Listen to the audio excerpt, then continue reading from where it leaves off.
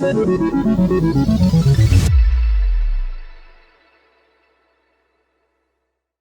friends, I'm Les Mood, your host. Welcome to the Destination for Innovation series brought to you by the City of Bakersfield and Green Tech Network. Today we're in beautiful San Diego at Intersolar North America, Energy Storage North America. We have a special guest with us. Rudy, welcome to the show.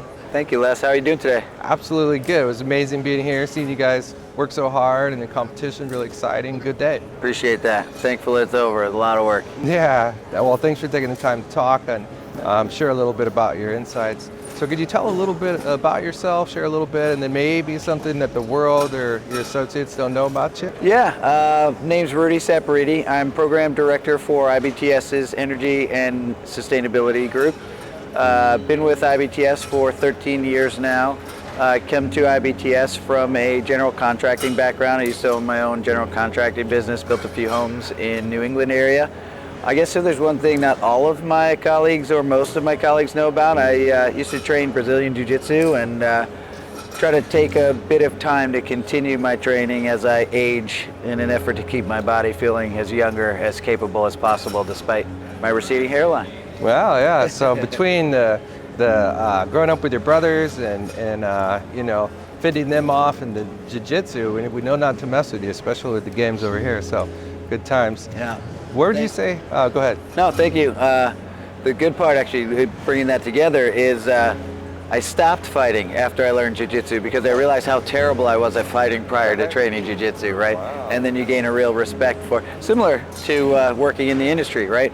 You think you know everything till you get around professionals and then you realize how much little you know. Right. A little dangerous when you don't know what you're doing, especially in solar. Absolutely. And fighting, I would guess too. Absolutely. So what would you say your journey began then in the industry? Journey began early on. Italian family out of New York. All of my family's carpenters, electricians, tapers, some type of tradesperson. So I often found myself 13, 14 years old on a job site, tool belt, and the adults in my family really came at construction as a trade, as a proficiency, as something you should really be proud of being excellent at. And I really was lucky in the details they instilled in me and the quality considerations they distilled in me from a trade's perspective. I mean, I've got, my grandfather used to be so proud of his sewing skills, which typically guys don't consider. But he saw it as a trade or as a craft. And because of that, he always took pride in doing it. So I come from a construction background. All throughout my summer years, I was working on construction sites, studied engineering, and actually didn't go too far in college because in my first intro to college, they told me starting salary for an engineer was $36,000, and I kind of was like, well, I haven't made that little money since I was like 16 years old, you know. So the trades gave me a number of different things: the confidence in my abilities, but also the way to have a career and put food on the table for both myself and now my family. Yeah. So I've been very lucky in that regard. Yeah, and so you have a lot of experience and diverse in the background of the industry. What does your day-to-day look like today? What are you doing to make the world a better place these days? Yeah, so at IBTS I have a number of different tasks that I oversee as our program director. IBTS is a not-for-profit 501c3 out of Virginia area. Do a lot of assisting the government, trusted advisor, third-party verification, measurement, and quality management considerations for a number of different agencies. In New York, I help NYSERDA manage their New York State and New York Sun rebate incentive program with a team of individuals that are highly qualified and really do a good job making me look good every day. And then nationally, we do a similar quality management program for some of the nation's largest providers like Sunrun, Sonova, and others.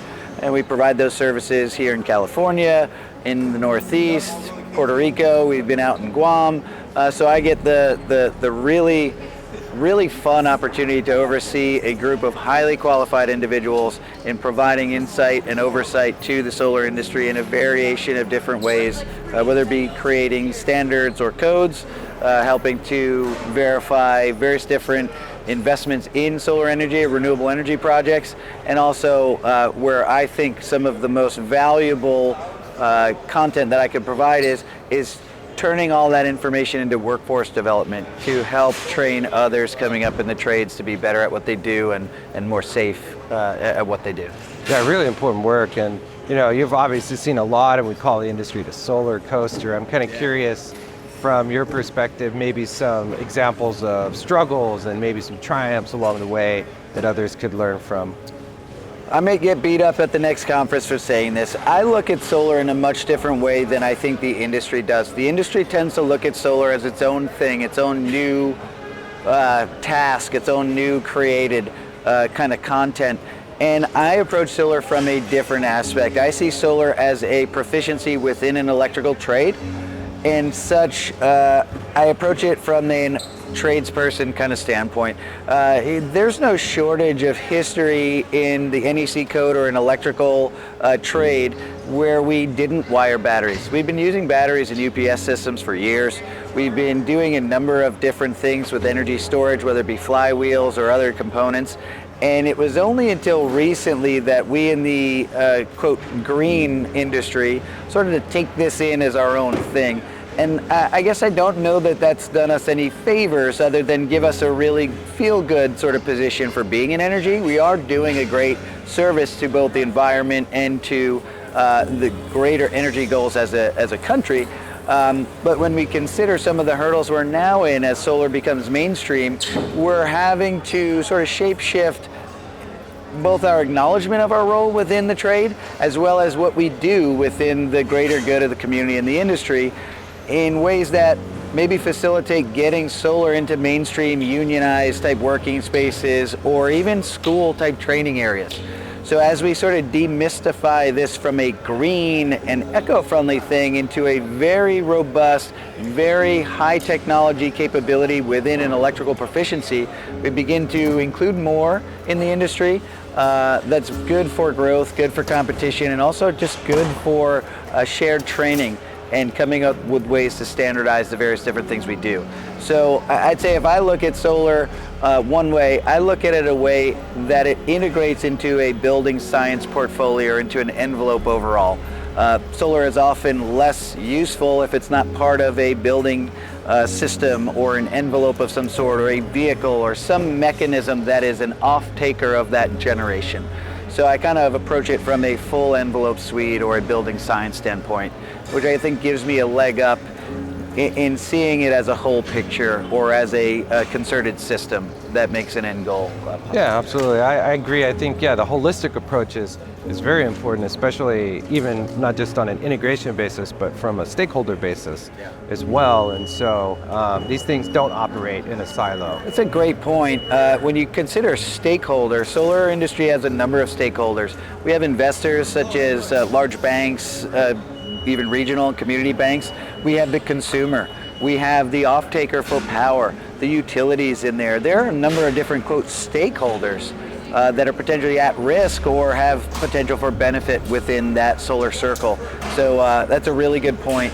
And as we move forward in the solar industry, we will become very fluent with the hurdles related to investment and capital related to growth as subsidies, I don't say wane, but reduce. And we have to really start being more efficient at the way that we turn a profit and quality systems out on the rooftop. Yeah, absolutely. In terms of, solar going mainstream and the industry in general, would you have some advice you'd like to share with professionals out there? Training, workforce development. I looked at more than 80,000 systems, or my group, my team, and I have looked at, through IBTS's solar platform, more than 80,000 systems. When we see systems installed by highly trained and qualified professionals, the quality is exceeding the norm and the average. And then when we see, I don't want to say fly by night, when we see the newer or larger type of firms that are really having growing pains with relation to training their workforce, that's where we see the largest variation. We're 10 years in this industry. We have excellent products. They have evolved. They have become very, very efficient and very high quality. And we can give those high quality materials with the best engineering designs to the wrong individuals in the field, and that's where we end up with a potentially less successful outcome than otherwise. So workforce development and the opportunity to instill education and training in those individuals doing the installation, I think, is a paramount effort in increasing the just the end result for solar in general. Yeah, the potential weak links and where the buck stops with the integrators really is a tremendous opportunity. This next part of the conversation is more of a thought experiment in terms of, there's a lot of roadblocks out there. There's a lot of things that are potentially in the way, but we want to think about what are the possibilities to capture sort of what you envision the future to look like or what you would like to see, right? Standardization. It's a bit of an exercise we do at IBTS often, is the 5-year, 10-year plan. It's okay, we're working here, but what is the end result that we're looking to get as an outcome to the efforts we're putting in today? Standardization is, I think, a core need for the industry at large. If you're a Sunrun, if you're a Sonova, you're installing in potentially 15,000 different jurisdictions. The hurdles that you go through for compliance in those different jurisdictions are different. Less standardization means more variation, means differentiation between the outcomes. Whether you're doing a plan review or a final inspection or just looking to source capital, the idea that capital providers, code officials, municipalities, and consumers all look at these things in a different way and not a standardized format makes a lot of variation and really kind of dirties up both the sales process and the origination process. It also changes the way that products come out on the back end. So I think there's a really good position for the opportunity to standardize. I'm working with some of our guest judges and others within the industry, SIA and NREL, to help develop now an ANSI accredited solar installation standard that will be utilized for federal investment funding or subsidized federal investment funding for PV in various different states. So I truly believe that is the baby steps, or the actually fairly larger steps. Now, it's taken a decade or so to even get to this point, but I think those are the important steps that are going to get us to a more streamlined industry, one that is more efficient, and one that's easier to play within, both investment-wise and installation-wise. Yeah, couldn't agree more. In terms of low-hanging fruit, for professionals or the industry, would that be along the lines that you would recommend is standardization, or what do you see as some low-hanging fruit for people to bite into? That one's a good one to think of. Without harping on the same topics from workforce and education, I think material selection is a very important one. We begin to gain proficiency when we repeat a process. So companies I've worked with who are able to coordinate either standard process for installation, standard components for installation, they tend to get some better outcomes from those because of that familiarity with the process and with the product. So I'd say that's probably one of those low-hanging fruits that the solar industry has battled with in the past. We have new components coming out all the time, new codes coming out, and therefore we tend to rush and meet those codes with new components. Excuse me. I think as we get a little bit more streamlined with that process, setting up some of those efficiencies helps to even promote in more cost-effective training. If I have to train somebody on a specific product and not all of the concepts related to any product used in that area, we start to make the effort more efficient, more cost-effective. And that is, I think, one of those things that helps penetrate, getting that into the entry-level positions where it's most needed. Right? Oftentimes we'll hire somebody, we'll put them with a senior guy, and we'll send them out in the field in hopes that they're getting that training, that knowledge. But we've not scripted that outcome, we've not directed that interaction in a way that provides a meaningful outcome. I think those are some low-hanging fruits that are a little bit more structured in taking that idea and that concept of training and making it a bit more formal and providing the opportunity to replicate that new employee after new employee and then build upon it. I think the last thing is approaching solar from the quality management standpoint. Quality management is two components. It's quality assurance, it's quality control. It's the idea that we've created a process to gauge a final successful outcome. We need to measure that outcome and we need to understand how the process affects it. We need to have the feedback loop to bring that final inspection and verification aspect back to the planning. Why did we get a negative outcome or a less successful outcome? Was it a component? Was it a concept? Was it a capability? So I think some of those are the basic concepts. If you're creating a new solar company, start there.